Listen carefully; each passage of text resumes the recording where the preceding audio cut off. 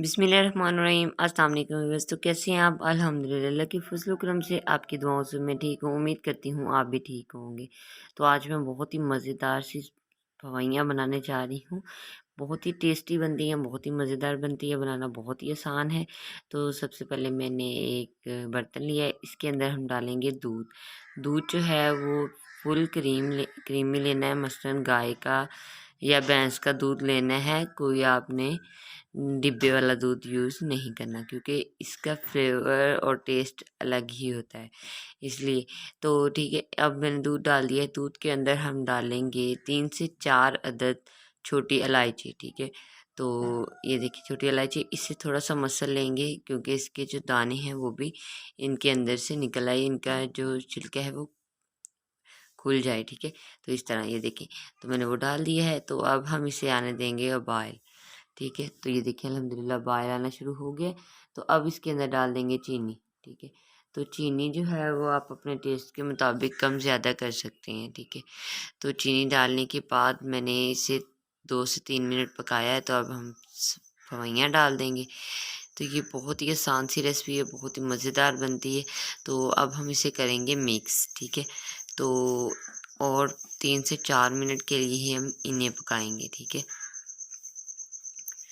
तो ये बहुत ही जल्द, बहुत ही मज़ेदार सी रेसिपी है, बहुत ही जल्दी बन जाती है। तो मीठी ईद पे मीठी सी फवाइयाँ बना के अपने घर वालों को ज़रूर ट्राई करवाइएगा। ठीक है, तो अब इसके अंदर हम मलाई डाल देंगे। मलाई जो है वो क्रीम मैंने घर पे ही खुद ही दूध से बनाई है। ठीक है, दूध को गर्म करके रखा, उसके ऊपर से ये मलाई आ गई तो हमने ये उतार ली। ठीक है, तो अब ये भी मैंने डाल दी है। इसका टेस्ट जो है इससे बढ़ जाएगा, बहुत टेस्टी बनेंगी।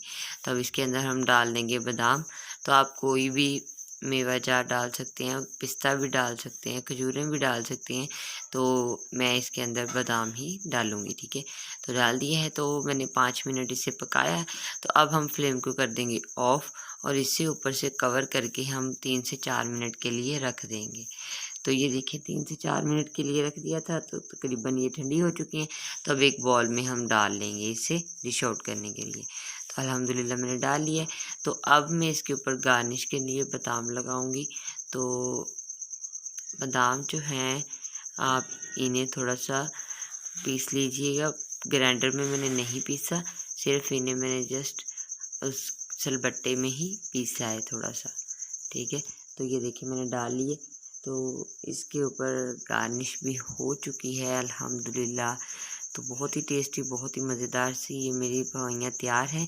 तो उम्मीद करती हूँ रेसिपी अच्छी लगी होगी। रेसिपी अच्छी लगी है तो प्लीज़ चैनल को सब्सक्राइब करें, और साथ ही बेल आइकन के बटन को प्रेस करें। ये आपकी तरफ से हौसला अफजाई होती है हमारी कि हम अच्छा काम कर रहे हैं।